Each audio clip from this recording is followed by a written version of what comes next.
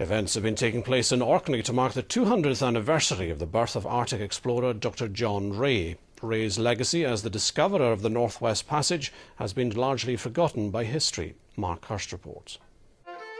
200 years after his birth, John Rae's original fiddle is played by local folk stalwart Jennifer Wrigley as part of a weekend-long celebration of the Arctic explorer's life. The John Rae 200 conference attracted visitors from across the world, and the highlight of the weekend was the unveiling of a new statue of Rae, donated by a fellow Orcadian. Well, I think even in Orkney there's lack of knowledge of John Rae, and I hope initially it can teach the young people in Orkney the truth about the Northwest Passage.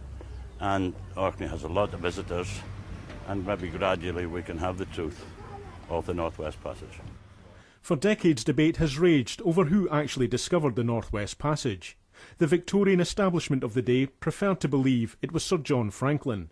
His 1845 expedition to the Arctic hoped to discover a new trade route linking the Pacific and Atlantic Oceans. But the exploration ended in tragedy, with the loss of the entire crew, including Franklin.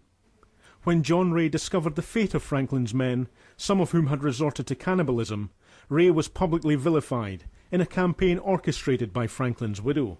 His reputation and role in discovering the Northwest Passage never fully recovered.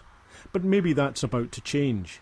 Momentum has been building and awareness has been growing throughout the UK and all over the world, really, about how important he was in Arctic exploration, and the statue has been a huge milestone, and also the John Rae 200 conference. This is John Rae's final resting place in the grounds of St Magnus Cathedral. Some feel his final place in the history books has still to be established. But this weekend has shown that in Orkney at least, his legacy is assured. Mark Hirst, STV News.